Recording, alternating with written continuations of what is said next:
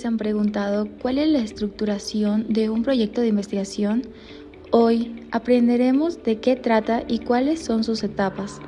Además, contaremos con la presencia de la magíster Joana Poz en una entrevista, la cual nos ayudará a comprender que tanto la investigación como el conocimiento pueden ser interesantes y de gran ayuda para todos. Estructuración de un proyecto de investigación. Realizar un proyecto de investigación es un reto que requiere una dedicación especial por parte del investigador y su equipo. Se divide en varias etapas, muchas veces subordinadas a la etapa anterior. Por lo tanto, demanda una buena planificación inicial. Comenzar una investigación con la idea de realizar atajos en el proceso del proyecto puede llevar invariablemente a un callejón sin salida.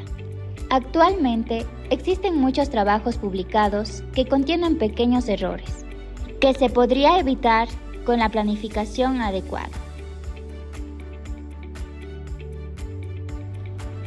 A continuación, les vamos a presentar las etapas de un proyecto de investigación. El tema.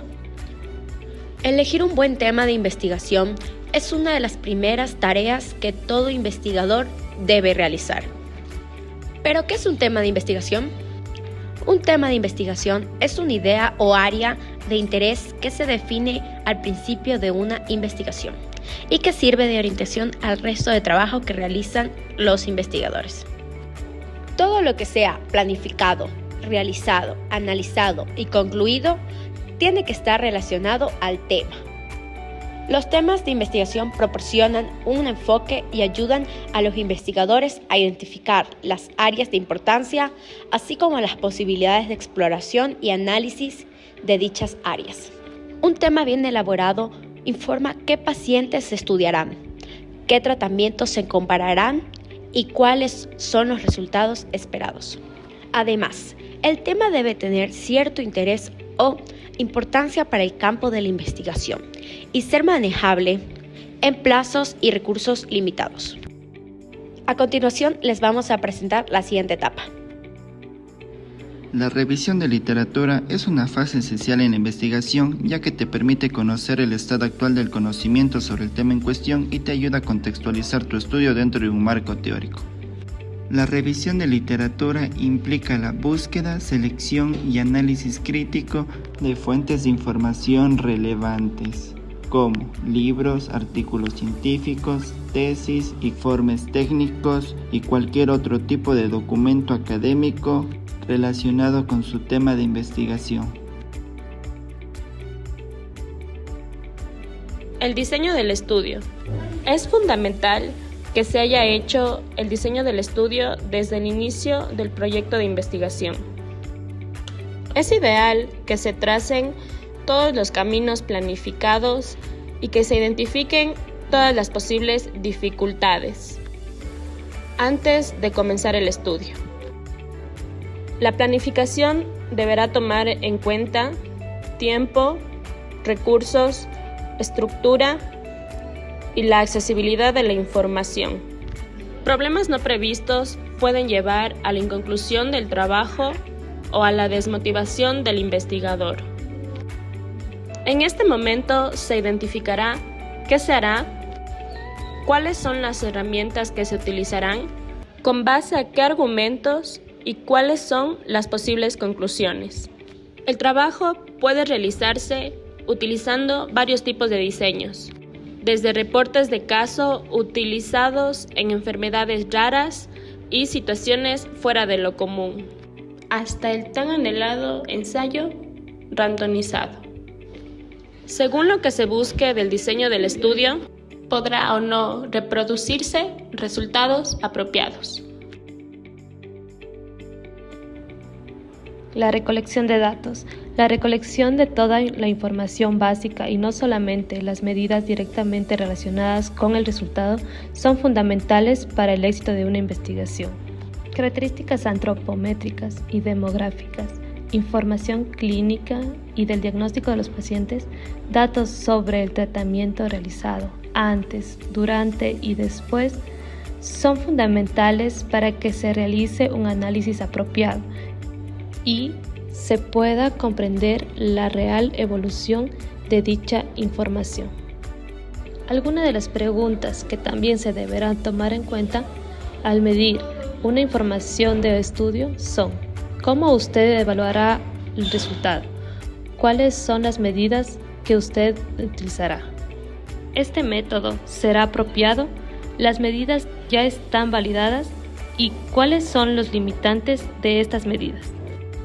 Como ejemplos podemos dar los cuestionarios que serán realizados con información sociodemográfica de interés del estudio, como puede ser la edad, el peso, la altura, el índice de masa corporal, entre otros. O también se puede realizar un examen físico al paciente. El día de hoy tendremos una entrevista con la doctora Joana Pozo, gerente del Instituto de Neurociencias de la Universidad Católica de Cuenca, acerca de la neuropsicología cognitiva y su relación entre la mente y los procesos cognitivos. ¿Qué son las evaluaciones neurocognitivas y por qué son importantes en el campo de la neuropsicología? Bueno, muchas gracias a ustedes por la entrevista, gracias por venir a acompañarnos aquí. Las evaluaciones neurocognitivas son una serie de, como bien lo dice su nombre, evaluaciones o tests que se aplican a los pacientes que nos permiten determinar cómo están funcionando ciertos procesos mentales, como su atención, su memoria, el lenguaje, su capacidad de decidir, sus áreas motoras. Y son muy importantes porque mucha información que venga de estos tests nos puede dar luces o pistas sobre cómo está el estado de su cerebro. Si por ejemplo tú ves que alguien se está olvidando muchos ítems, muchas cosas, tal vez puedas considerar si es que tiene alguna alteración que genere esta situación. Muchas veces los test neurocognitivos nos dan estas pistas que son muy claves para ver si se solicita una neuroimagen. La neuroimagen, al ser costosa y al ser poco accesible, no es en realidad la primera opción cuando tú estás haciendo una evaluación neurocognitiva, y por eso tenemos esta serie de baterías para que nos puedan dar luces sobre ciertos procesos y las áreas que están vinculadas a ellos y cómo se encuentran en su estado actual del paciente. ¿Cómo se selecciona la batería de pruebas adecuada para evaluar a un paciente en particular? La batería de test, pero es el conjunto de test que tú vas a aplicar a un paciente y se selecciona dependiendo el motivo de consulta del paciente y el análisis clínico que se haga en la primera o las primeras entrevistas. Muchas veces el motivo de consulta del paciente no tiene relación con lo que nosotros vemos que está pasando. Hay veces que te dicen, por ejemplo, yo tengo déficit de atención, y cuando tú estás en la entrevista ves que no ese es el problema, sino que es un problema de memoria. Entonces tú ahí puedes indagar con el motivo de consulta, pero es fundamental que también lo hagas con la perspectiva clínica. Entonces es muy importante que esta batería sea complementaria entre sí, pero que no sea repetitiva. Es decir, tú no puedes aplicar 3 tests que evalúen exactamente lo mismo, pero puedes aplicar un test que evalúe atención, otro test que evalúe memoria o un test neurocognitivo general, para que tú puedas tener varias luces y varias información, tanto con el motivo de consulta del paciente, que además es lo que te está solicitando, entonces tienes que cumplirlo como profesional, pero también con lo que tu perspectiva clínica te vaya indagando y te vaya diciendo. ¿Cuáles son los trastornos o condiciones más comunes que evalúa utilizando las pruebas neurocognitivas? Bueno, en mi caso yo trabajo más con niños y adolescentes y mujeres en el periodo del periparto, entonces depende de la edad. Con niños, generalmente, cuando son muy pequeños, tú no tienes una batería estandarizada o son de difícil acceso. Entonces, lo que hacemos es el diseño de pruebas cognitivas que te permiten evaluar, por lo más común, la atención. Muchísimos niños vienen con diagnósticos presuntivos o sospecha de déficit de atención, o muchas veces el lenguaje, cuando son casos de autismo, que también son bastante comunes. En los adolescentes se utiliza por general el WISC, dependiendo de la edad, que es el test de inteligencia, que además te permite ver muchísimas áreas, tanto cognitivas como de la parte emocional, pero mucho más está orientado hacia el lado neurocognitivo. Entonces, esta es una batería que tú tienes para todas las edades, en el caso de los adolescentes desde el WISC hasta los 16 años, después del WISE. Y con mujeres embarazadas utilizamos la escala de depresión de Edimburgo, que es una escala que no solamente evalúa el estado depresivo, sino también cómo esto ha afectado procesos cognitivos como la memoria o la atención, que tienden a alterarse muchísimo en el embarazo. Esas son las pruebas que yo generalmente utilizo con estas edades. Cuando tú trabajas con adultos mayores o con adultos en general, a veces utilizas escalas de sueño que te ayudan a identificar patrones, por ejemplo, de insomnio, que va a afectar el proceso cognitivo. Si bien no son baterías neurocognitivas directamente, te van a dar información, ya que nosotros como Instituto de Neurociencias aplicamos batería neurocognitiva como test base del Neuropsin, que es la evaluación neuropsicológica en español. Esta batería nos permite en un corto periodo de tiempo, son más o menos media hora, evaluar atención, concentración, memoria visoespacial, memoria semántica, memoria declarativa, lectura, escritura, cálculo de funciones ejecutivas, funciones motoras. Entonces es una excelente opción también a partir desde los 16 años que genera. ¿Cómo se garantiza la validez y la confiabilidad en las pruebas neurocognitivas utilizadas en la evaluación? Bueno, lo primero es que estas baterías, por lo general, son aplicadas o probadas en muestras muy amplias de personas.